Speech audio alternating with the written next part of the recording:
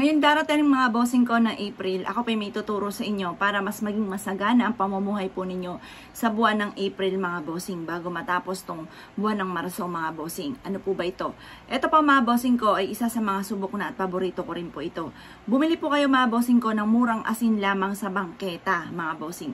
Yung murang asin lamang 10 piso ang takal, 20 at saka 50. Yun lamang ating gagamitin.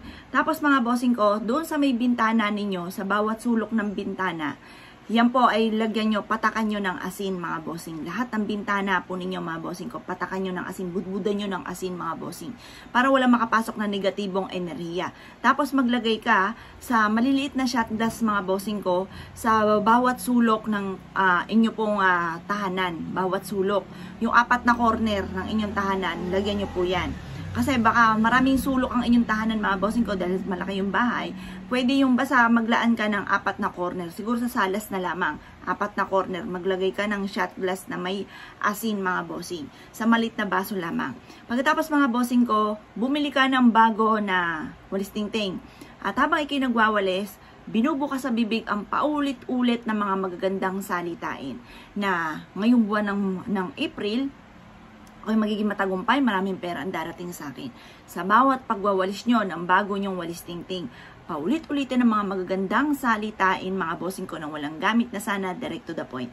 Halimbawa, makakabayad na ako sa buwan ng April ng lahat ng aking mga pagkakautang at hindi na ako kailanman mangungutang pa. Ganon ang mga pagwi-wish mga bossing.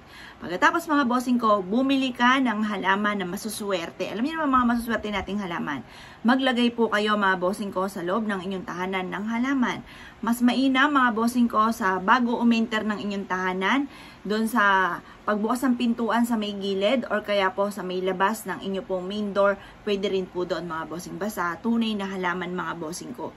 Mas mainam din mga bossing ko na magpausok po kayo, ugaliin nyo magpausok ng sage or kaya po ng Chinese incense mga bossing ko tuwing umaga or kaya tuwing Tuesday or Friday mga bossing kasi nagtataboy po yan ng mga negatibong enerhiya.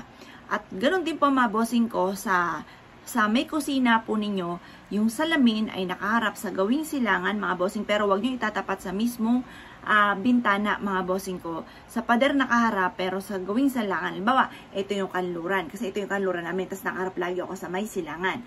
Nandyan yung salamin at yung mismo salamin niya nakaharap sa gawing silangan. Nagtataboy po yan ng mga bad spirit. Nag-a-attract din po yan ng swerte mga bossing ko. At bumili po kayo mga bossing ko ng isang maliit na payong mga bossing. Kasi yung payong ginagamit po yan mga bossing ko na waga kapag umuulan, yung may mga unos, halimbawa may mga kalamidad, ayan, ginagamit po yan.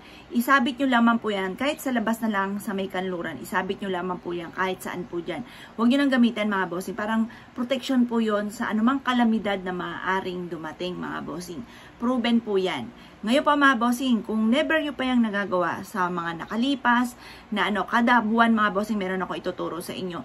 At pansinin nyo mga bossing ko, ang laking magandang pagbabago, matapos nyo po yung gawin mga bossing ko. Proven po yan. Pwede rin mga bossing ko na magpausok ka ng mga herbs, or bumili po kayo kahit kakaunti lang mga bossing ko sa mga online ng mga herbal, pagsamasamahin nyo siya sa isang garapon at ilagay nyo siya sa center table po ninyo. Proven po yan na nag-a-attract ng swerte at nagtataboy ng mga kamalasan. Kung yan na never nyo pang hindi nagagawa kada buwan na dumarating, nako gawin nyo na po yan mga bossing ko at mapapansin ninyo na mas magiging maginawa ang inyong pamumuhay nung nagawa nyo po ito at matapos nyo po itong gawin at kaysa noong mga hindi nyo pa ito nagagawa. Kaya kung kayo naniniwala at nasyo po yung gawin, asya mga bossing, good luck po sa inyo po lahat.